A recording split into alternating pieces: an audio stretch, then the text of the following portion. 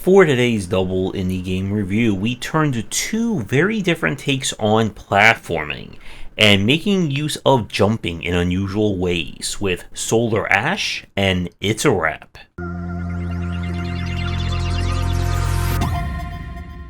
Solar Ash is the latest game from developer of Hyper Light Drifter, which was a fast-paced and challenging action-adventure.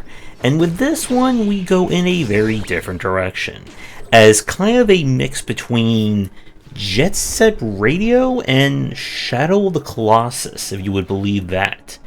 We are stuck in the Ultra Void, a giant black hole that is consuming various worlds. In order to save our planet from destruction, we must explore the chunks of worlds that are trapped in it and activate the Star Seed. Unfortunately, standing in our way are lots of rails, enemies, and giant monsters that we need to smack down. The general gameplay should be familiar to anyone who's played a Jet Set Radio-like in the past 20 years. Your character has ability to skate, double jump, dash, and can attack enemies and grapple to specific points. Most noticeably, you do not have the power to wall run or anything with walls in this game. The structure is that you'll go to each one of the game's massive areas, and in it, you're looking for these kinds of challenge areas.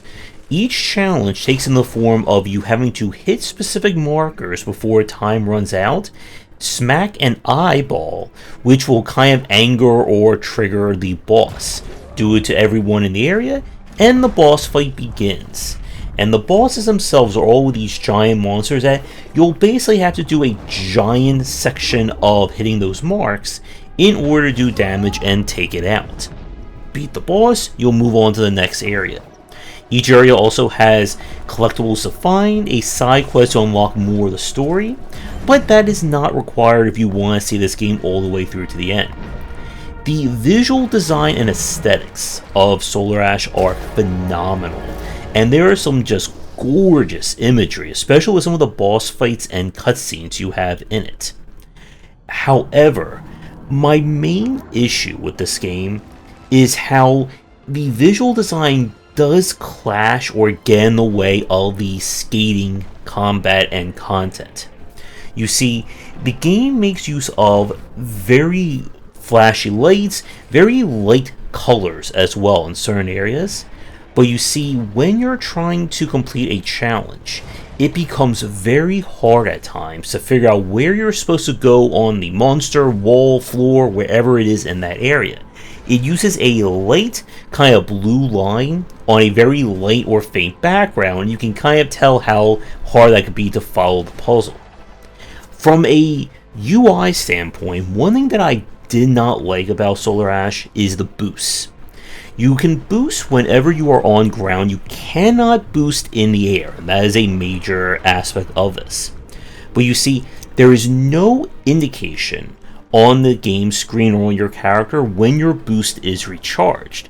So the only way to know that is to just keep mashing the boost over and over again.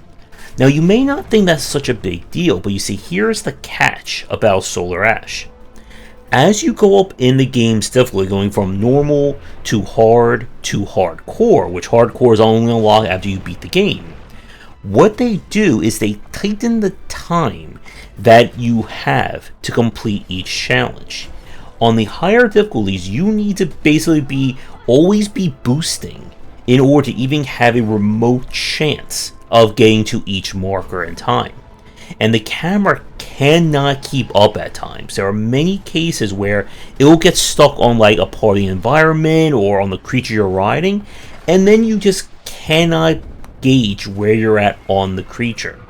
And this is one of those games that the second you touch anything while you're boosting or running at high speed, and your momentum dies. And there is a lot of challenge to this game, and some of it, unfortunately, again, comes with the camera and just the general GUI of it. With that said, I still play this one all the way through to the end, and I would love to see a more evolved version of this. I really wanted to see more like advanced movement tech. Again, as I mentioned earlier, with not having the ability to wall run or interact with anything like that. The world itself, again, is great to explore, and there is certainly potential for this kind of gameplay. What we now need is Jet Set Radio meets Monster Hunter, so someone get on that one. If you like the kind of arcadey skating of Jet Set Radio, but you also want to do a lot of challenging fights with monsters, or I guess challenging grinding against monsters, then definitely check this one out. We now really switch our art style and gameplay to It's a Wrap. And while you're watching this footage, you may be thinking, well, this doesn't look anywhere as hard as our last game, but it's a different kind of difficulty.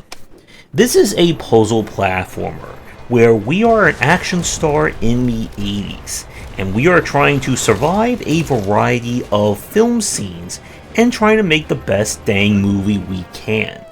And to do that, we are going to need to figure out how to set up each scene perfectly to get us from beginning to end.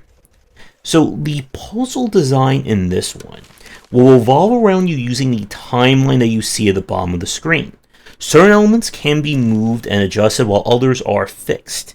Your mission is to figure out in what position do things need to be and what timings they need to be at, so that you can move through the level and use them to your advantage. There are different movies that take place, of course, in different themes with their own rules and structures and so on. As your character, you're able to run, jump, you can even wall jump in this game. You may not believe it from the footage that you're seeing, but there is a lot you can do in terms of a platformer here. So this is a game that is very much like as a purist of puzzle design and platforming design, and there really is nothing quite like It's a Wrap out there. However, the difficulty of this game, as I said, as you're watching this footage, it doesn't look like a hard game, but it really is a harder game, and maybe harder in some respect than you would expect or want from it. You see, as I said a second ago, this is a game that is both a puzzle title and a platformer, and it expects you to be really good at both if you want to have any chance of succeeding. There are times where I was playing this that you are incredibly tight in terms of how you have to move through these levels in order to win. This is not a game where the platforming is on the easier side to serve the puzzles or vice versa. And that can be very frustrating if you're going into this expecting a very casual experience. You do unlock hints that you can use that can allow you to basically let the game give you the solution to where a specific prop has to be or the proper timing, but you still need to perform the platforming, and that can be on the trickier side. You do need to time stuff like your wall jumps and so on if you want to keep up with the pacing of the level.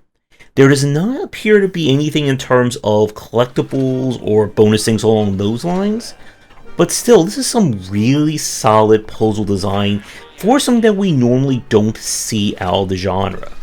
So this is a game that, if you like your puzzles to be very different, and you're also a platformer fan, I would check this one out.